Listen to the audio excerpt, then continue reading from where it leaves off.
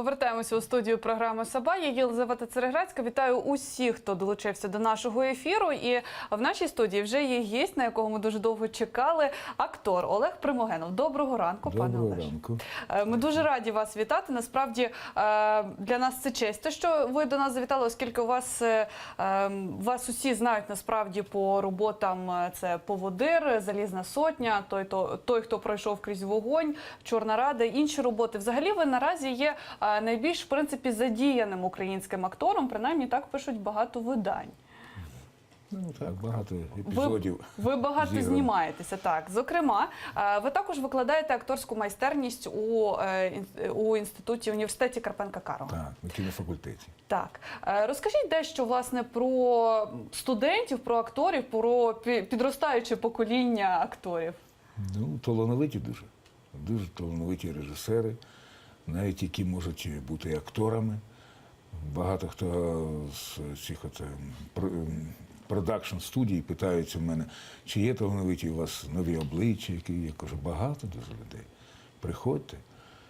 І я знаю акторів дуже таких от хороших. От я хотів якраз згадати про татарського актора, з яким мав я честь зніматися в «Вбивстві в зимовій Ялті» у Муратова Олександра.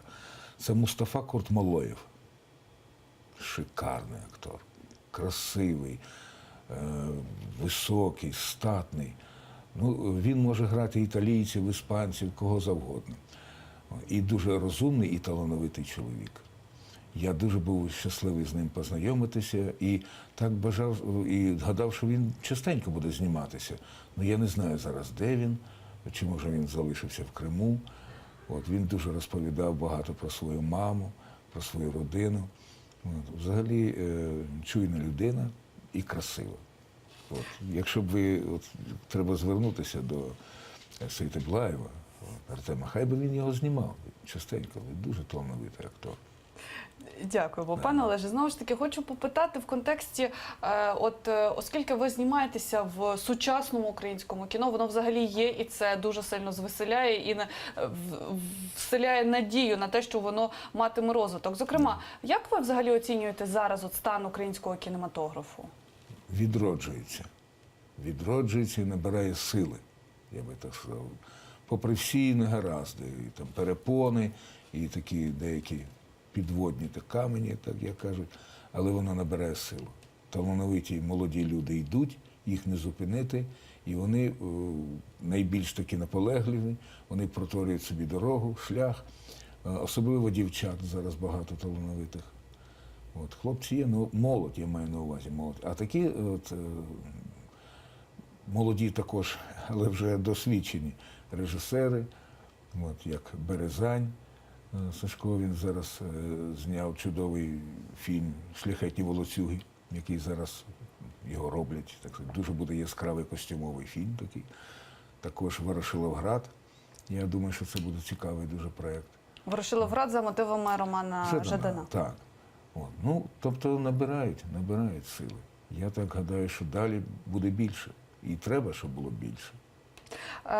Знову ж таки, в контексті цього вже є багато думок з приводу того, що, добре, український кінематограф, він розвивається, проте от нещодавно вийшла картина, де ви також знімалися, це «Дзідзьо Контрабас». І знову ж таки, він збирає неймовірну касу. Насправді, якщо я не помиляюся, 22 чи 20 мільйонів. Ну, тобто, перегляди шалені. Виходить «Межа» зараз, прем'єра. Ми також побачимо, скільки вона збере у прокаті. Втім, побутує така думка, що той гумор, який показаний у «Дзідзьо Контрабас», він дещо такого примітивного рівня. Вам не здається, що це взагалі такі закиди, на вашу думку, вони доцільні? Ви знаєте, один показник цікавий. Мій син сходив на цей фільм, а потім другий раз пішов зі своїми товаришами. Хоча він навчається в 6 класі. Тобто гумор потрібен і таким дітям також. Я пам'ятаю, коли в дитинстві також бігав в кінотеатр на такі не замисловаті, як то кажуть, такі не дуже вишукані картини, прості, але вони дуже були веселі і хороші. От, і за радянських часів також були цікаві комедії. От, і зараз цей жанр мусить бути. як казав Левчук, Тимофій Левчук, більше комедії. Такий був. От. І Яна Антонець, режисер Зідзя, це, я так вважаю, моя вчениця також, дуже талановита дівчина, вона знімала скетчі і зараз перейшла на такі фільми. Я думаю, що в неї дуже таке майбутнє дуже хороше в цьому плані, хороший досвід. Такі фільми потрібні обов'язково. Я вас зрозуміла. А тепер хочу поговорити дещо на таку також досить двозначну тему. Це питання гастролів, зокрема російських зірок, російської естради та наших виконавців, співаків у Російську Федерацію. От, зокрема, нещодавно виступила у Палаці Україна Ані Лорак, і це також викликало таку бурхливу реакцію з боку суспільства, тому що, знову ж таки, постає питання, чи це є доцільним, аби гастролювати у країну-агресор, там і виступати, і повертатися, і знову ж таки виступати тут. Ваше ставлення до цього? Ну, Ані Лорак дуже талановита співачка і дуже така трудоголік, вона працює дуже багато. Я би не став би її засуджувати. Вона дуже щира людина і дуже багато працює. І це її право. Актору, ви знаєте, артисту не можна поставити межі. Якщо він не блазнює перед якоюсь там владою, розумієте? Я нещодавно бачив виступ там Софії Ротару, там десь вона виступала. Це вже, знаєте, перед Кадировом вона виступала. Вона молдаванка, може, їй там ліпше і легше це робити.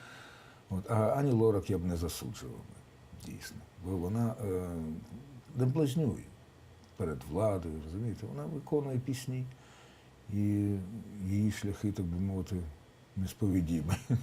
А якщо говорити в загальному, в принципі, от навіть на рівні парламентарів, от народні обранці зараз обговорюються питання, що можливо там заборонити або дещо обмежити в'їзд, скажімо, виконавців з Росії до нас і відповідно від нас у Росію, їх діяльність, їх виступи. Як ви на це дивитесь? Ви знаєте, якщо вони не поплюжать ту країну, куди вони приїжджають, бо є деякі такі, які приїжджають на Україну, а потім її поплюжать чи зневажливо до неї відносяться. Так, це дійсно, воно неприємно. А якщо людина приїде сюди з Росії і побачить, що тут все хороші люди, дуже добрі, дуже чемні, і вона потім несе це відчуття в собі в Росію і бачить, що тут інше життя, краще, мається на увазі по атмосфері, дружній.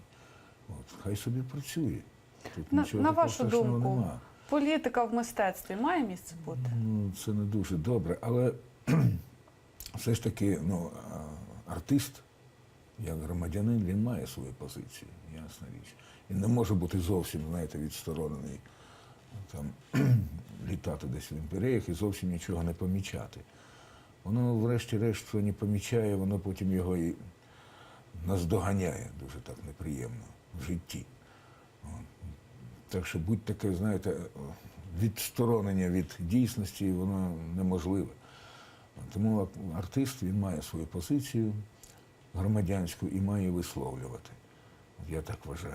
І тому українські актори, якщо вони навіть і будуть запрошені десь кудись в іншу країну, навіть і в Росію, вони мусять гідно себе поводитися і нести Україну як духовну таку страну, духовну країну, мається на увазі. Я не проти. Про виступи артистів зрозуміло, але стосовно, наприклад, російського кінематографу. Ні для кого не секрет, що дуже багато картин російського виробництва, вони знімаються в нас в Україні, тому що це дешевше, тому що це зручніше робити. На вашу думку, знову ж таки, це має місце бути? Це нормально? Ви знаєте, з однієї сторони це нормально, спілкування культур, але є пасквілі, такі, знаєте, які знімаються «Матч» там, чи там «Біла гвардія», є пасквілі, такі проти України, які пропагують брехню, відверту, неправду про історію країни.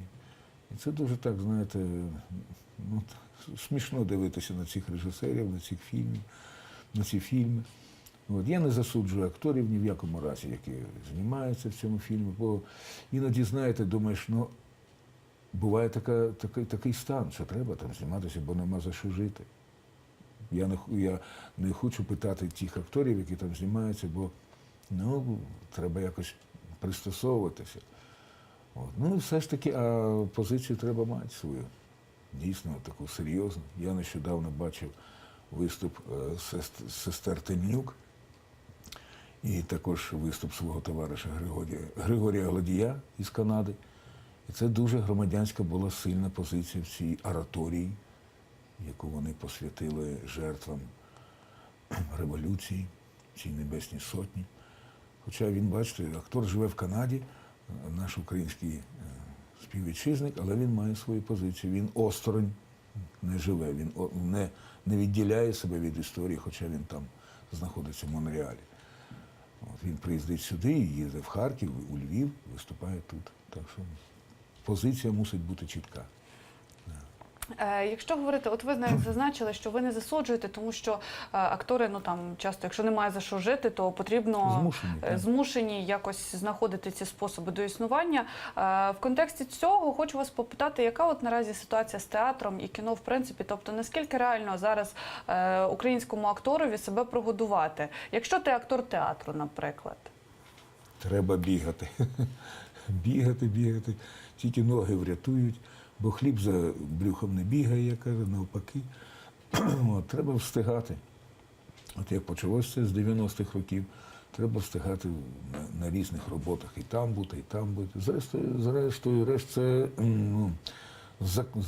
загартовує актора. Так що, і це цікаво. Бути і автором, і виконавцем. Або там, або десь на озвучки, там, дуже багато діяльності. Головне, добре те, що є можливість це робити. Бо за радянських часів такої можливості не було. На півставки тільки десь працювали, на якоїсь другій там професії. Це було такий скрут, хоч вішайся, як сказав Голохвастов. А зараз є можливість. Це дуже хороший час використовувати себе. На вашу думку, український незалежний театр, він наразі розвивається взагалі? Чи це тільки оцей, перепрошую на слові, нафталіновий, академічний, законсервований? Ні, зараз от в цих нафталінових, як ви кажете, театрах якраз і йдуть суви дуже цікаві. Бо туди приїздять молоді режисери талановиті. Взяти режисера, з яким я працюю, Максим Галенко, це один із найцікавіших режисерів України, який колесить по всій Україні і ставить де тільки можливо. Я розумію, що також це спосіб життя змушує.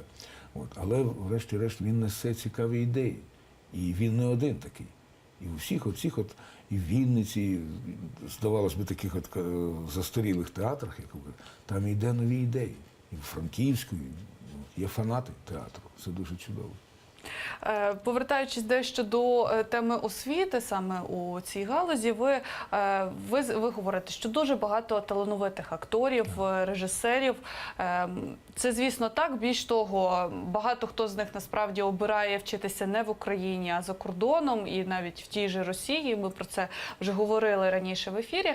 Зокрема, цікаво, як ви оцінюєте якість цієї освіти, тому що насправді, якщо так дивитися об'єктивно, чи є взагалі школа оця акторської майстерності, чи є навіть майстри, які можуть передавати ці вміння в нас, в країні? Є, як же. Дуже хороша школа акторська. Це раніше, знаєте, так, я також з цим грішив, між іншим, коли був молодий. Думав, що тут нема нічого, тут такої школи нема, це там, десь в Росії, отам. Ні, тут виявляється дуже хороша школа, емоційна, цікава. І такі постаті тут величні працювали. Курбас, якому там Мейерхольц заздрив, між іншим, який мав віденську освіту. Він випустив дуже багато цікавих учнів, які працюють і за кордоном працювали, і зараз. І вона, ця школа є. І це видно по акторах дуже талановитих наших. Так що тут хороша. І є люди-носії, справжньої такої акторської майстерності. Так що все. Я вам дещо буду апелювати, аби, якщо це міф, то щоб ви його розвіяли. Тому що, знову ж таки, молоді актори говорять про те, що наразі в інститутах вчать за застарілою системою Станіславського і, наприклад, геть зовсім оминають стороною Чехова. Ну, що ви, ні, він зараз не заборонений. Він не заборонений. колись він- Втім, питання саме в підході, у системному підході, чи використовуються ці практики? Ви знаєте, всі, от і Чехов, і всі інші, там, хто після нього, там, всі ті Бернедетті, там, і Гратовський, Барби, вони всі казали, що ми продовжувачі Станіславського. Ніяким чином його не заперечували. Навпаки, вони кажуть, ми доповнюємо його. Так і як Михайло Чехов також. Це не якісь антагоністи. Це по-перше. По-друге, це в нас там під полою там лісточками цього Чехова, бо він був заборонений, передавали, як Солженіцина там, колись. Зараз, будь ласка, зараз його двохтомник, зараз будь-яка література. Антонина Арто хочеш читати, будь ласка, читай Антонина Арто. Раніше ми це читали польською мовою, бо це неможливо було дістати. Зараз інформації набагато більше. Якщо ти хочеш, то ти можеш дізнатися про Іллі Страсберга і про будь-яку школу акторську. І це ні в якому разі не заперечує Станіславського. Це навпаки його продовжує. Ви говорите, що ви театрал і ви фанат. Хочеться попитати, як, ну, будемо відверті, знову ж таки, насправді мало в нас театральних глядачів в Україні, ну, принаймні це моє спостереження, моя думка. Вони більше дивляться кіно, і знову ж таки, добре, що зараз уже є українські фільми, і глядач пішов, втім більшою популярністю користуються саме закордонні стрічки, але втім, як зробити так, аби популяризувати театр і довести глядачеві, що оця ціна за квиток, вона варта того, аби її сплатити і піти подивитися виставу? Ви знаєте, от я задаю собі також питання. В дореволюційному Києві було 2 польських театри. Маджиєвський, Юліуша Остерла, Редута, єврейський театр. Як туди люди ходили? Ходили, знаходили, бо була хороша реклама. Бо районна влада, припустимо, кожного району, вона мусить пишатися, що в неї є театр. І мусить допомагати розповсюджувати рекламу. Щоб люди знали, де театр, яка постановка, що там відбувається. Оце сприяння культурі, воно не обов'язково там в якихось великих грошах, розумієте. А допомога от в цьому, в розповсюджуванні інформації про цей театр, про колектив. Я думаю, що воно тільки зараз розвивається і буде прийняті хороші закони, які будуть сприяти театру. Ну, це попереду, я думаю. Якраз це починається. Ще останнє запитання по театрах. Дуже голосно відкривали театр на Подолі, сама його архітектура, конструкція. І, знову ж таки, ваше ставлення до цього, і тому що звинувачували в тому, що дуже багато грошей пішло на цю реконструкцію, а виглядає ніяк. Ну, тобто, як ви до цього ставитесь? Це не вина ставитесь? театру, що гроші пішли багато. Там крали інші люди. Театр тут до цього не має ніякого відношення. А то, що театр має свій дім, свій новий дім, своє приміщення, був в цьому приміщенні. Навіть виходив на сцену. Мені так пощастило до відкриття. От, я був вражений, бо це перший такий хай-течний театр, європейський. Це просто окраса Києва. От. А те, що там зверху, ну воно буде відозмінюватися. Там архітектор казав, що воно буде іншого кольору, буде мінятися, це буде цікаво спостерігати. От. А те, що головне, те, що внутрішній стан, готовність цих акторів, які нарешті отримали свій дім, вони натхнені, вони хочуть працювати. Я думаю, що там будуть шедеври. А в який театр ви ходите найчастіше? Там, де працюю. Ентерпризи зараз, 2 ентерпризи. І Ну, не Дикий працювати, театр. а дивитися. Ну от я нещодавно дивився театр «Золоті ворота». От і це вже, на жаль, я там не так часто буваю, але я хочу ще туди піти. Бачив 2 постановки там. Це «Королева краси» і «Слава героям». Дуже іронічний театр, дуже цікавий, режисер дуже іронічний, дуже головний Стас Жарков. От, і хороші актори там грають, дуже цікаві постановки. Оцей театр, він дуже цікавий, хочеться ще і ще раз туди приходити. Пане Олеже, а які у вас творчі плани на найближче майбутнє? Творчі плани, ну... Можливо, є якісь мрії, якусь роль зіграти? Мрії, вони не здійсненні. Час іде, а мрії залишаються. От, ну, воно трошечки нуртує, але це не так страшно. Я от зараз хочу працювати зі своєю донькою. Вона співає пісні, я хочу допомагати їй створювати якісь такі цікаві проекти. Це для мене дуже цікава і нова така якась грань свого творчества, чи як то сказати, своєї діяльності, можна сказати, театральної чи концертної. Оце таке в мене бажання працювати зі своєю донькою. Я вас зрозуміла. Ну, я бажаю вам, аби ваші мрії здійснювалися, і все ж таки вони були здійсненними. Усіх гараздів і успіхів, творчого натхнення. Олег Примогенов, актор, сьогодні у нас у гостях був і розповідав, власне, про те, як він бачить театр, як він бачить кіно, і поділився своїми творчими думками і планами на найближче майбутнє. Я вам бажаю вдалих вихідних. Дивіться телеканал АТR, аби знати більше. Менда Крим, Крим тут.